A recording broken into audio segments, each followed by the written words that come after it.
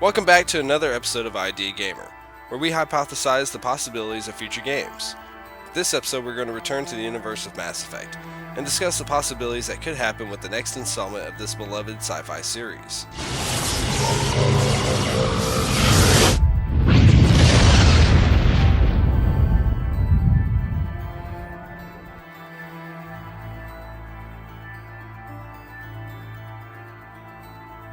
No doubt everyone is wondering where the series is going to go and what direction it will be headed. After the controversial endings of Mass Effect 3 is definitely up in the air as far as what exactly to expect. That could be a good thing or a bad thing, but it has people talking and putting their own opinion out there. From what we have heard and been told by Bioware, there are some things that can be assumed. Shepard is gone. Long gone. Shepard won't be in the game as far as a character, but that does not discount his or her legacy. In fact, it's doubtful that with a sequel series that Shepard can be omitted, especially if it picks up during the time frame where the Stargazer is referencing. We need to be honest with ourselves. There are really two directions that Bioware could take the series.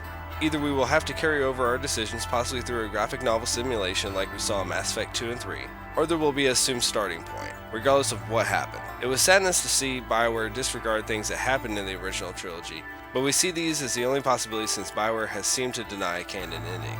Obviously, with new technology comes better graphics and more space to work with, so we are hoping that some areas become wider and more open. For example, it would be great to explore the Citadel, maybe even have missions that involve us traversing the arms of the giant space station. In Mass Effect 1, that final mission, working our way to the Council Chambers, was nothing short of epic, while watching Sovereign wreak havoc. While at one point there was a first-person shooter version of the game in the works, the game will not venture into this direction. It is too much of a departure from the original idea of the framework of the game, and is not what fans are looking for. Deviating from the third-person RPG shooter is the quickest way to push fans away from the series. We want to see the world around us and our character. Enemies in the next series could range from simple minions like we dealt with in previous games to mind-blowing enemies. We all remember fighting Borcha and Blue Suns, up to including Reapers and Geth. But surely Bioware is looking to introduce new enemies. This could mean a threat from outside the Milky Way as well as new races that become spacefaring species, depending on the timeline. We like the idea of an enemy that goes beyond the Reapers and the Milky Way, but at this point no one truly knows. Perhaps an intelligence from the Andromeda Galaxy.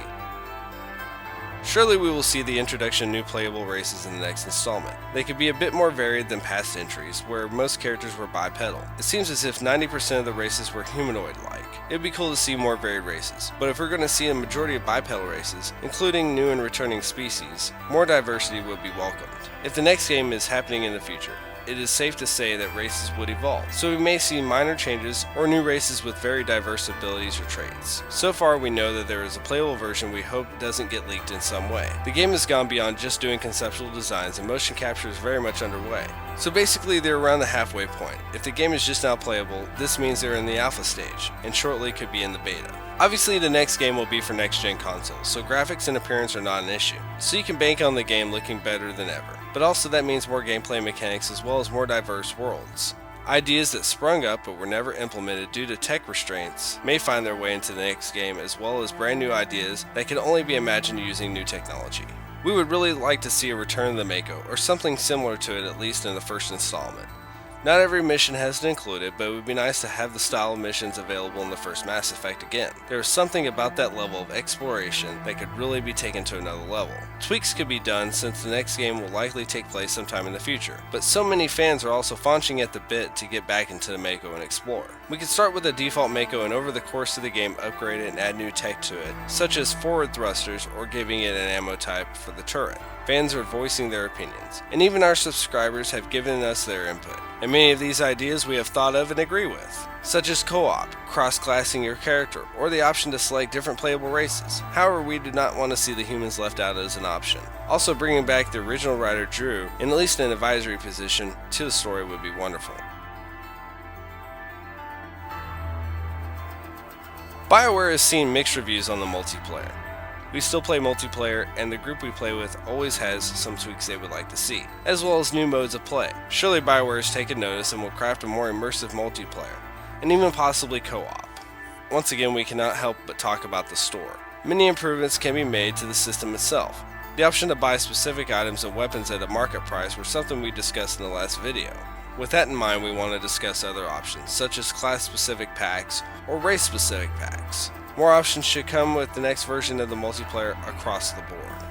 Another option missing out of the shop is the ability to trade in items for other items. I don't need 200 stabilization modules when I could just as easily trade those in or sell them to get a moderate amount of credits back in return. I could turn those around and buy more packs with them.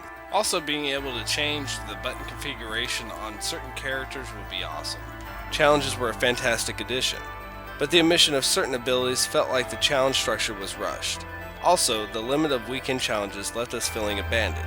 There has to be a way to implement this system in a better fashion, and make it to where it can be able to carry on longer and be more continuous. Being able to access the challenges at all times would be great. Too many times we have had to leave the lobby just to check our progression or see what we had to work on next. Adding new modes of play, new races, a deeper challenge system, and a better store are paramount. We need it to be evolving as well. The problem with most multiplayer games is that they get stagnant over time and are the same experience regardless. To have a system in place that allows the multiplayer to grow and evolve over time is something Bioware is hopefully considering and sees as an opportunity to do what other games have not. Having multiplayer be more than menus would be welcomed by all of us. We would like to be able to traverse the Milky Way galaxy similar to campaign with our lobby and experience the world in a more immersive way. This could be done in co-op, but we would like to see it in multiplayer as well. There is a way to have campaign, co-op, and multiplayer sync up in a way that isn't forced but is also smooth and natural. Again, promoting characters is cool, but having them appear in the game when you promote them in some capacity, such as appearing on your ship or ships, or just in the campaign universe in general, would be epic. Allowing us to fill our world with our characters would be great, and having them interact in our world in some way.